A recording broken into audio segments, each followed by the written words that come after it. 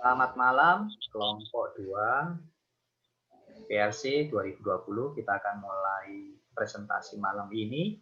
Saya serahkan kepada ketua untuk memperkenalkan kelompok dan anggotanya. Silakan. Ya. Assalamualaikum warahmatullahi wabarakatuh. Perkenalkan, saya Abdul Ghani Ardiansyah selaku ketua kelompok dari kelompok 2 profesional 20 PRC. Nah, di kelompok ini ada yang pertama saya, yang kedua ada Antania Octavira, yang ketiga ada Aurelita, yang keempat ada Faisal, yang kelima ada Husnul. Nah, di kelompok 2 ini kebagian untuk menjelaskan di PT Mayora Indah Sejahtera. Nah, di PT Mayora Indah Sejahtera Indah TBK ini nanti ada 5 yang kami jelaskan. Yang pertama ada sejarah dan profil, yang kedua ada produk, yang ketiga pemasaran, yang keempat penerapan komunikasi bisnis, yang kelima adalah profit yang didapatkan dari PT Mayora Indah TBK ini. Nah, PT Mayora Indah TBK ini namanya adalah PT Mayora Indah TBK yang didirikan oleh Bapak Jogi Hendra Atmaja pada tanggal 17 Februari 1977. Semula dari PT Mayora ini adalah perusahaan biskuit rumahan. Semula adalah perusahaan biskuit rumahan dengan melakukan inovasi dan melakukan meningkatkan kualitas, sehingga PT Mayora Indah TBK ini sekarang menjadi salah satu perusahaan terbesar di Indonesia. Nah, PT Mayora Indah Sejahtera ini kelompok bisnis yang memproduksi makanan termuka di Indonesia. Mayora telah berkembang menjadi salah satu perusahaan yang mungkin sudah terkenal di mancanegara dan menghasilkan banyak produk yang terkenal. Contohnya seperti Kopiko, Energen, Torabika, ada Roma Kelapa. Nah, perusahaan PT Mayora Indah Sejahtera ini dengan begitu tidak lupa juga melakukan inovasi dan juga didorong oleh visi misinya. Nah, PT Mayora Indah Sejahtera ini mempunyai 3 visi misi. Yang pertama, menjadikan produsen makanan dan minuman yang berkualitas dan terpercaya di mata konsumen domestik di Indonesia maupun menguasai pangan pasar terbesar dalam kategori produk sejenis. Nah, yang kedua adalah dapat memperoleh laba bersih operasi di atas rata-rata industri dan memberikan value added yang baik bagi seluruh stakeholders perseroan. Nah, yang ketiga dapat memberikan kontribusi positif terhadap lingkungan dan negara di mana perseroan berada. Nah, di visi misi tersebut juga didukung melalui kode etik. Kode etik ini melalui prinsip yang menjadi landasan berperilaku bagi anggota-anggota yang bergabung dalam keluarga besar perseroan dalam melakukan tanggung jawab dan kewenangan-kewenangannya masing-masing. 7 prinsip Mayora ini adalah, yang pertama adalah quality ataupun kualitas, di mana nanti perseroan tetap menjaga kualitasnya ataupun meningkatkan kualitasnya. Yang kedua ada efisiensi, efisien. Yang ketiga ada inovasi, meningkatkan inovasinya. Yang keempat adalah passion, bekerja sesuai passion. Yang kelima adalah kebijaksanaan. Nah, yang keempat ada tanggung jawab. Yang kelima ada kepercayaan. Bisa dapat bertanggung jawab dan dapat dipercaya. Nah, seperti itulah profil dan juga biografi yang saya dapatkan di PT Mayora Indah Sejahtera Indah TBK tersebut, Pak. Gitu. Nah, di sini ada produk dari PT Mayora Indah TBK yang akan dijelaskan oleh Mbak Aurel. Ya, ini saya menjelaskan tentang pengertian produk. Produk sendiri adalah pemahaman subjektif dari produsen atas sesuatu yang bisa ditawarkan sebagai usaha untuk mencapai tujuan organisasi.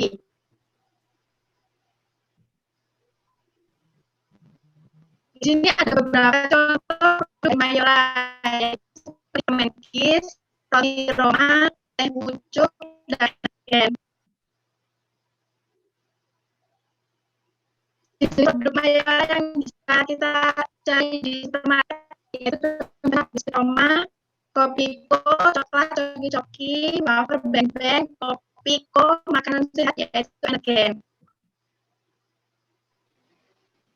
Spesifikasi produk PT Mayora yang berawal dari bumi industri dan hanya memproduksi biskuit roti mari, saat ini mengembangkan usahanya ke berbagai jenis produk seperti wafer, permen, coklat, kopi, dan nutritional food. Setelah mampu strategi marketing untuk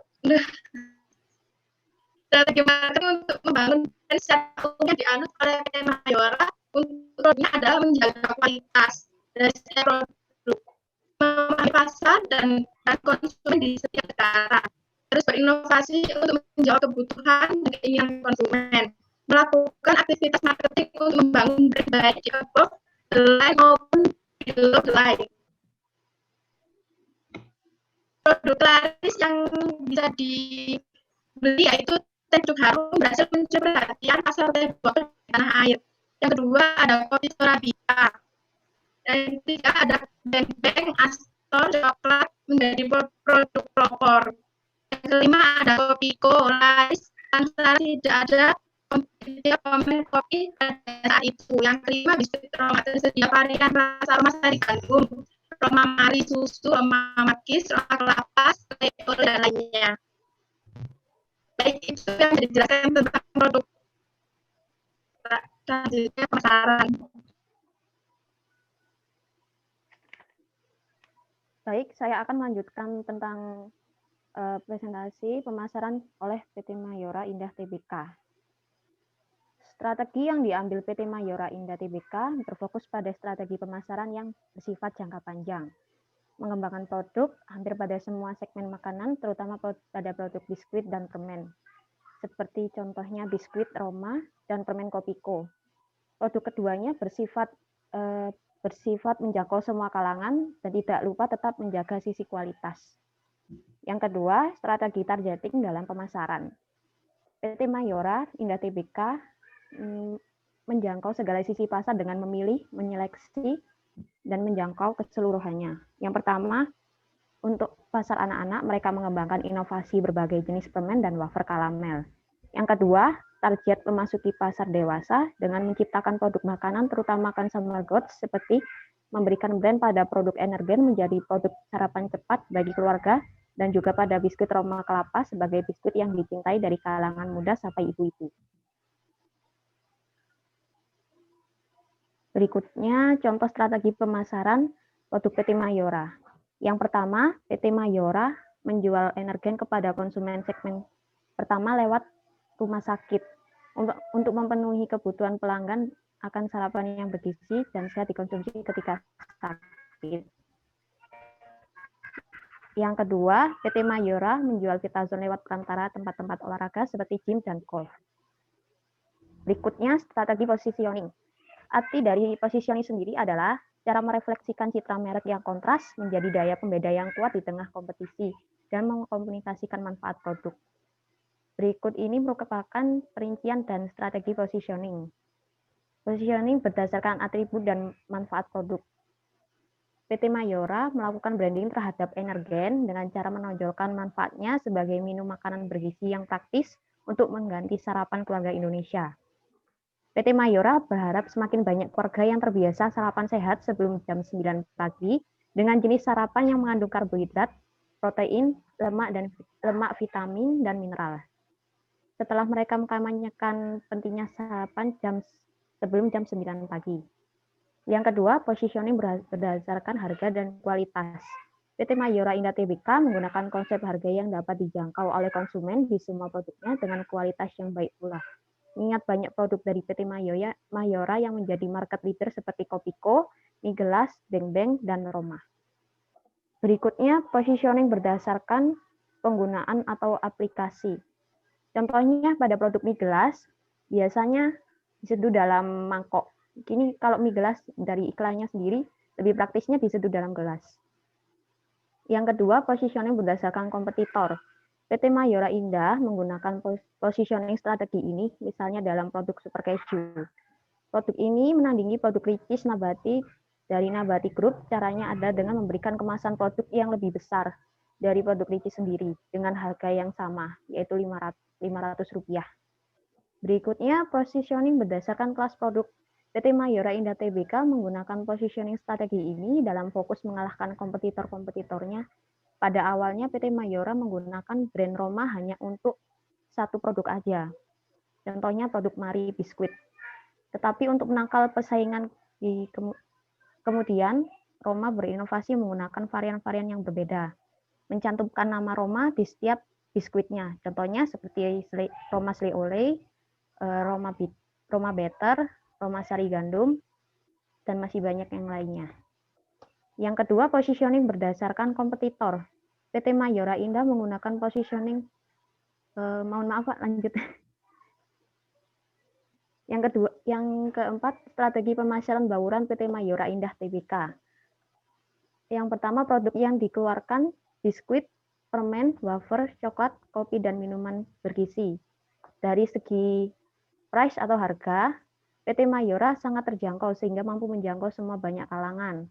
Dari segi place atau tempat, melakukan kegiatan produksi meluas di setiap daerah. Kemudian promosi.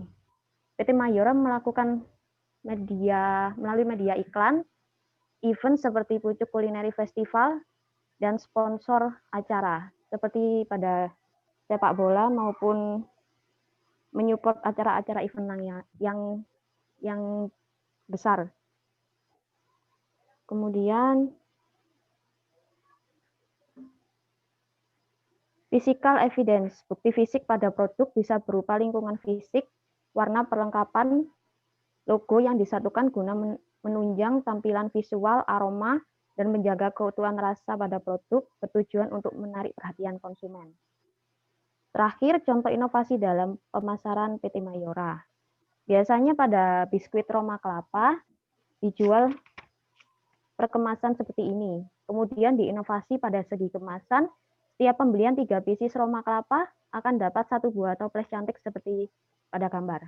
Yang kedua, inovasi pada beng-beng. Biasanya beng-beng dijual dengan kemasan seperti yang gambar yang pertama, kemudian diinovasi dalam segi kemasan yang mudah dibawa kemana-mana. Lalu berkembang lagi dengan inovasi berikutnya, beng-beng menjadi produk minuman yang praktis dan mudah disajikan. Sekian dari penjelasan tentang pemasaran, akan dilanjutkan tentang penerapan komunikasi bisnis.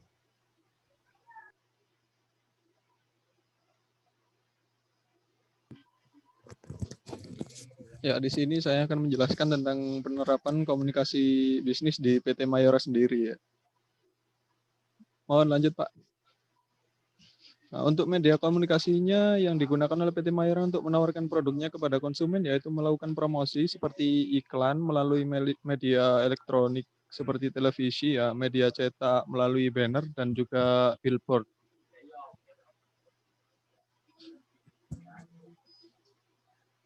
Untuk komunikasi pemasarannya PT Mayora itu contoh produknya seperti Kopiko ya, merupakan produk permen kopi yang dipasarkan lewat iklan televisi dengan slogan Kopiko, gantinya ngopi.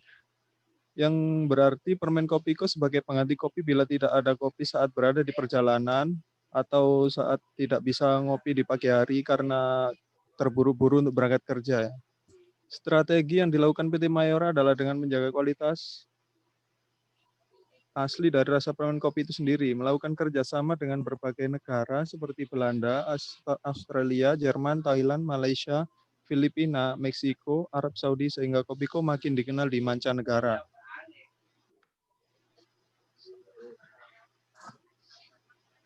Nah, untuk yang kedua ini ada beng-beng, merupakan pelopor wafer berlapis coklat dengan slogan 4 kelezatan dalam 1 gigitan.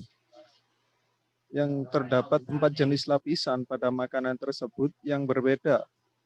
Salah satu cara untuk menarik peminat atau konsumen adalah dengan cara mempromosikan beng-beng melalui brosur, iklan di media massa, dan juga ya ini lanjutnya Energen. Udah Pak tadi ini. Dan ini ada Energen, merupakan salah satu minuman sereal yang sangat bergizi. dan mengandung yaitu 4 sehat, 5 sempurna, dan dilengkapi dengan nutrisi gizi utama yang dapat memenuhi kebutuhan tubuh dengan slogan minum makanan bergizi. Untuk sarapan yang suka bangun telat, ini PT Mayora menyampaikan iklannya dengan berbentuk minuman yang bercampur sereal yang diseduh dengan air panas. Penjualan energen tidak hanya di Indonesia saja, namun juga sampai ke Filipina. PT Mayora menjual energen ke berbagai agen besar, supermarket, dan warung-warung kecil di dalam negeri. Lanjut, Pak.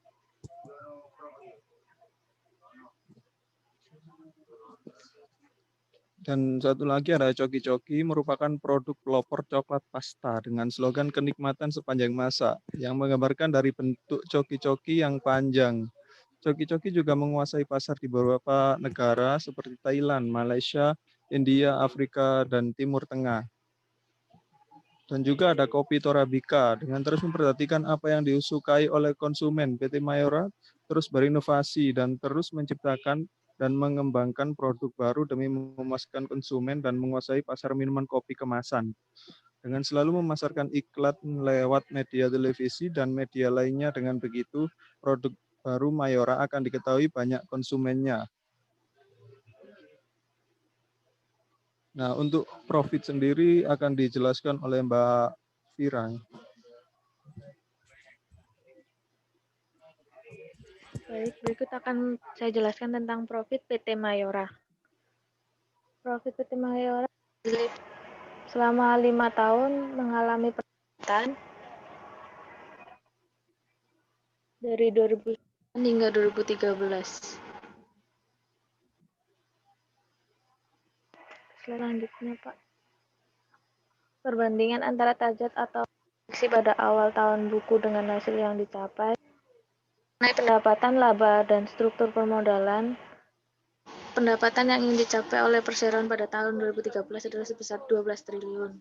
Dan perseroan telah berhasil meraih jumlah penjualan sebesar 12,2 triliun. Dari total pendapatan, laba yang ditargetkan untuk dicapai adalah sebesar 1,1 triliun.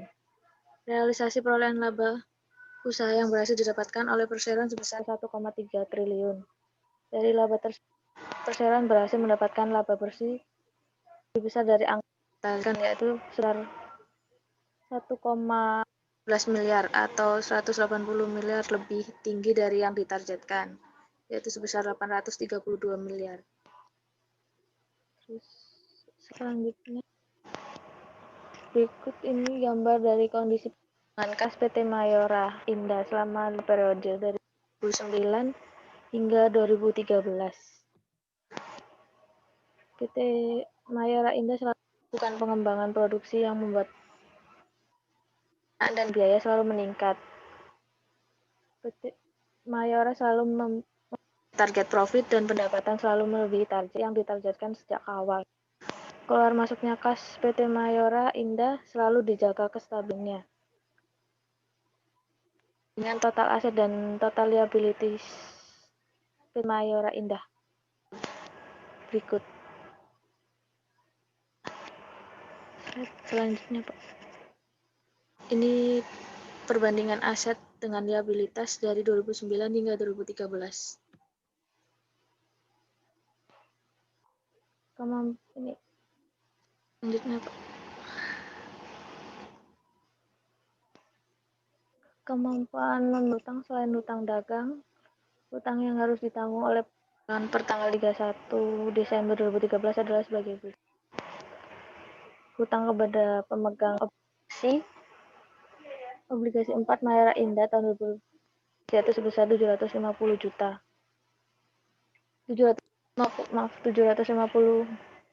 miliar. Hutang obligasi ini baru akan jatuh pada tanggal 9 Mei 2019. Hutang kepada pemegang sukuk mudra 2 Mayora Indah tahun 2012 sebesar 50 miliar. Hutang obligasi baru akan jatuh tempo pada tanggal 9 Mei 2017. Berikut pinjaman bank jangka dan jangka panjang dari PT Mayora. ada dari PT Bank Mandiri, PT Bank of Tokyo Mitsubishi, Bank Sumitomo Mitsui, PT Bank Sentral Asia, pinjaman dari bank jangka pendek, pinjaman bank jangka panjang, Bank Sentral Asia, Bank Mandiri, Bank Mitsui Indonesia, Bank ANZ, Bank Tokyo Mitsubishi, dan Bank PT Sumitomo Mitsui. Di luar hutang tersebut, hutang yang menjadi kewajiban perseroan adalah hutang yang timbul atas pembelian bahan baku dan keperluan produksi. Pihak manajemen berkeyakinan bahwa tidak akan ada kesulitan bagi perseroan untuk memenuhi kewajiban membayar hutangnya pada saat jatuh tempo. Perseroan masih memiliki kas dan setara kas yang cukup untuk memenuhi kewajiban saat jatuh tempo. Rasio atas hutang tersebut adalah per tanggal 31 Desember, total aset yang dimiliki oleh perseroan adalah sebesar 9,1 triliun, sedangkan total liabilitas perseroan adalah 5,8 triliun. Ini menunjukkan bahwa kemampuan hutang lancar perseroan sangat baik yang ditunjukkan dengan rasio sebesar 0,67 kali. Tingkat likuiditas mencerminkan kemampuan perseroan dan entitas anak dalam memenuhi liabilitas jangka pendek. Diukur dengan membandingkan total aset lancar dengan aset jangka pendek pada tanggal 31 Desember 2013, tingkat likuiditas perseroan adalah 2,40 kali dan 2,76 kali masing-masing pada tahun 2013 dan 2012.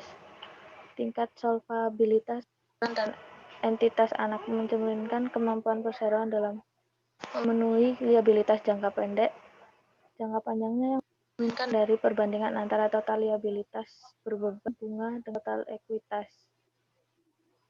Perbandingan antara total liabilitas berbeban bunga dengan total aset,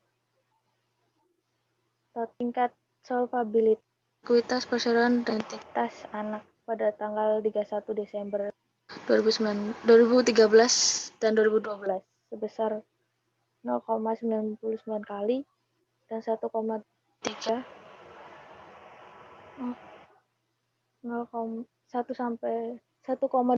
kali, sedangkan tingkat solvabilitas aset perseroan dan pada tanggal 31